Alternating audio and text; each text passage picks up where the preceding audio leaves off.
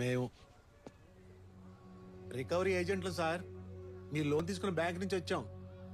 మీకు 2 నెలల నుంచి లోన్ కట్టే ఆలోచన లేదు, బ్యాంక్ వచ్చి తీరుగా లేదు, అందుకే మేమే వచ్చాం. అయ్యయ్యో అలా ఏం లేదు బాబు. 2 నెలల నుంచి మా ఇంటి దానికి అస్సలు ఒంట్లో బాగుంటలేదు.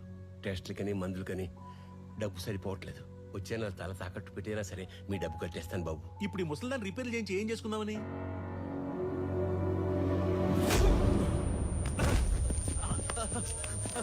లోన్ రికవరీ ఏజెన్సీ సంబంధించి అసలు గైడ్ లైన్స్ ఏమున్నాయి, ఆర్బీఐ ఏం చెప్తుంది? ఈ మధ్యకాలంలో మనం లోన్ రికవరీ ఏజెంట్స్ హెరాస్మెంట్స్ చాలా వీడియోస్ వైరల్ అవడం చూస్తూ ఉన్నాము. అలాగే రీసెంట్గా నిజామాబాద్లో ఐసిఐసిఐ బ్యాంక్లో ఒక ఫార్మర్ సూసైడ్ అటెంప్ట్ చేసిన ఘటన కూడా మనం చూసాం లోన్ రికవరీకి సంబంధించి హెరాస్మెంట్ కేసులో. సో ఎవరైనా లోన్ తీసుకున్న వాళ్ళు లోన్ కట్టకూడదు అని ఇంటెన్షన్ అయితే ఎవరికీ ఉండదు. ఏదైనా ఫైనాన్షియల్గా స్ట్రగుల్ అయినప్పుడు లోన్ మనం 90 days లోపు కనుక వెళ్ళి లోన్ రీస్ట్రక్చరింగ్ చేసుకుంటే మనకు కొంత టైం అయితే దొరుకుతుంది. సో మనకు అది కూడా వీలు కానప్పుడు మనం బ్యాంక్ మేనేజర్ దగ్గరికి వెళ్ళి మనం ప్రాబ్లం చెప్పి మనం అది క్లియర్ చేసుకొని ట్రై చేయాలి. అలా కాని పక్షంలో బ్యాంక్ వాళ్ళు ఏం చేస్తారంటే 90 days తర్వాత loan recovery non performing asset కింద లోన్ రికవరీ ఏజెంట్స్కి అయితే ఇస్తారనమాట.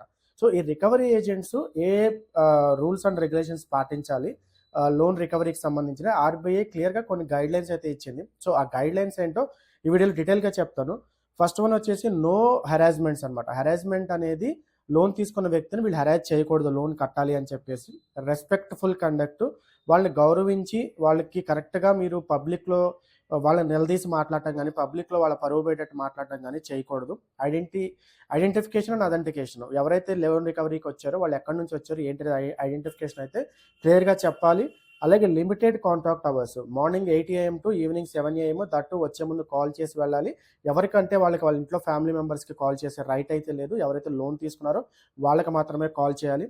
అలాగే డాక్యుమెంటేషన్, ఆల్ కమ్యూనికేషన్స్, ఏవైతే వాళ్ళు రికవరీకి వస్తున్నారు వాళ్ళు ఏదైతే నోటీసులు ఇస్తున్నారో ఇవన్నీ communication record only further future reference కోసం.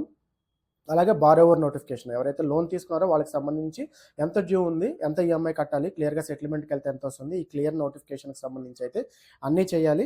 అలాగే ట్రైనింగ్ అండ్ సర్టిఫికేషన్, ఈ రికవరీ ఏజెంట్స్ ఎవరైతే వెళ్తున్నారో వాళ్ళకి సంబంధించి బ్యాంక్ నుంచి ట్రైనింగ్ అయితే క్లియర్గా ఉండాలి.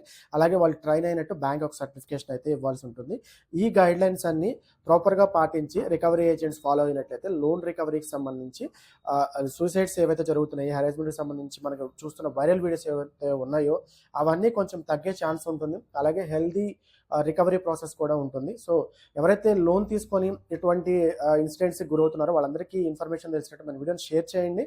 అలాగే ఎవరైనా ఫస్ట్ టైం మన వీడియో చూస్తున్నట్లయితే ప్లీజ్ సబ్స్క్రైబ్ అవర్ ఛానల్.